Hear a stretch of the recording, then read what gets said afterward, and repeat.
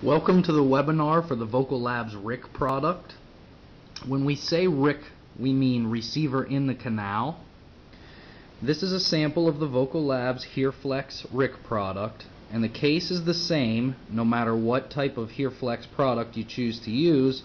As long as it's a RIC, this is the case you will get. If you look at the case, you will notice on the top here that there are some mic ports. Your Omni mic goes at the top here. If you have a directional, there will be a second port here for the directional mic.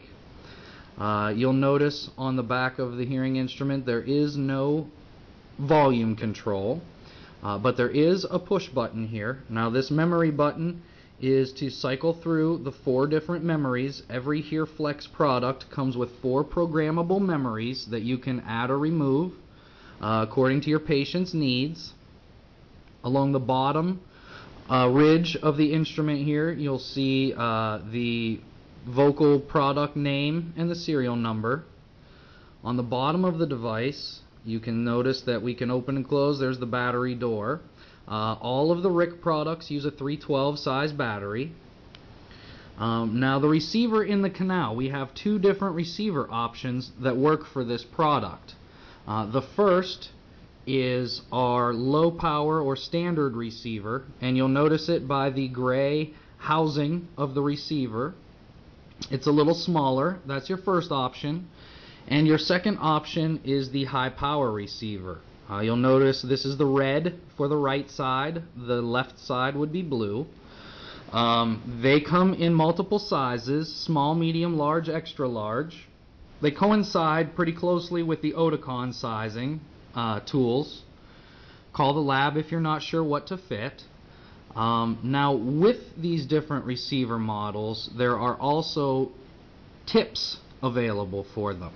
The open fit tip looks like we call them props. It looks like a little boat propeller that slides over the receiver tip. When you go to put one of these on, you notice the receiver has a little lip on the housing. Make sure you slide the prop all the way past that lip on the housing. Make sure it goes completely beyond that little lip there so that it doesn't fall off in the patient's ear.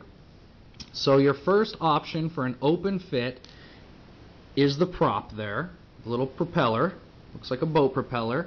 Then for a slightly more occluded fit, we have the plus domes, which you've probably seen on other products before. We have a CIC type tip that comes in multiple sizes as well. It's very rubbery, called the quick tip.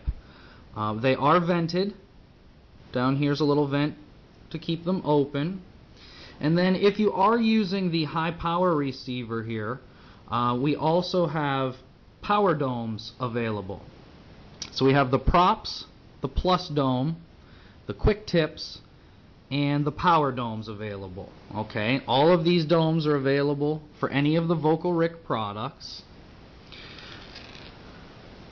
You shouldn't have to remove these receivers very often. If something goes wrong, usually you'll be sending them back into the lab anyway. To put the receivers on, simply line up the plug here at the tip, grab it by the plastic housing at the top, line it up on the case of the hearing aid, and push it straight in. These products you do not want to twist, they plug straight in. If you do have to remove it for some reason, grab it at the plastic housing up here and pull straight apart. Okay? Don't twist it because you can break the housing on the hearing aid. You want to pull straight out. Now, to put it back in, like I said, line it up, push it straight in. Those can be hard to grip sometimes. If you find it difficult to grip, grab a pair of needle nose pliers. Now keep in mind, this isn't steel that you're grabbing onto, it's plastic, so don't grip it too hard, but grab it and pull it straight out. Okay, you're pulling straight out. You don't want to be doing any twisting. So if you have to, you can use a pair of needle nose pliers to grip that.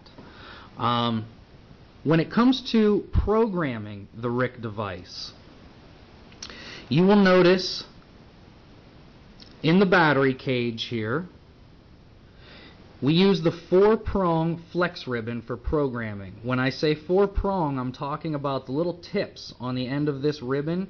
If you count the little gold tips, There are 4 of them. Now with the 4-prong ribbon like this, you do not need to have a battery in when you do your programming. You can have a battery in, it won't hurt anything, but it's not a bad idea to leave the battery out, because when you put this ribbon in with the 4 prongs, as long as you have a receiver connected to the end, the hearing device will come to life in your hand, and that'll tell you that you're making a good connection. Put the ribbon up against the battery door so that the gold is facing you, so that you can see the tips when you slide it in. Now what I recommend doing is close the battery door as much as you can and still allow the ribbon to go in, because you really want the ribbon going this direction as it slides in. If you do that correctly, when you look down in here, it's hard to see with this camera, but if I look down in there, I do not see the programming ribbon. Okay, and if I close this up and it was plugged into my programming box with a receiver on the end, it should come to life in my hand. There is a way to do this incorrectly. If you have the battery door too far open and the ribbon is going straight down,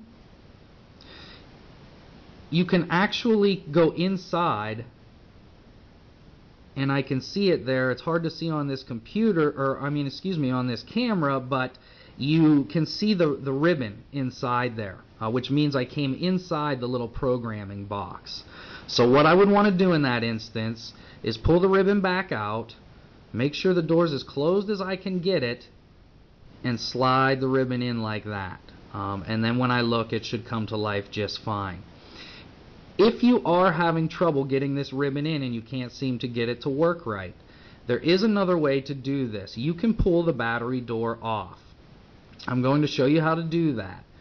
Open the battery door, grip the sides of it with your fingers, and don't pull straight off like this. You want to rock it like you're closing the battery door. So grab the sides, and just like you're going to close the battery door, use your fingers as leverage and you can see it come off. Okay, just like this. It's open, I close it and pull like that, and it lifts right out. If you're having trouble with that, again, you can take needle nose pliers, take the thin side of the battery door, grip it, and twist it just like you're closing the battery door, and it'll lift right off. Again, don't pull straight apart, twist it like you're closing the battery door.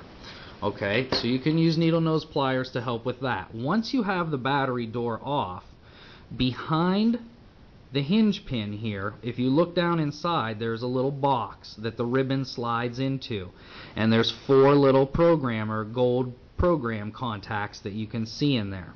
So what you do, you can take this, slide it right into the box, so you make sure you've gotten right into the programming box, and then you would just throw the battery door back on. Like I said, you shouldn't have to do this.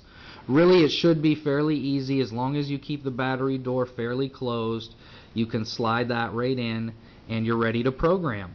And then once you're done with that, you're good to go. It's that easy to hook up the programming cable, as well as add and change the receivers. This is the sand color of the shell.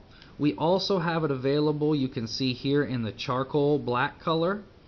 But we use the sand for this purposes. That's the Vocal RIC product. Thank you very much.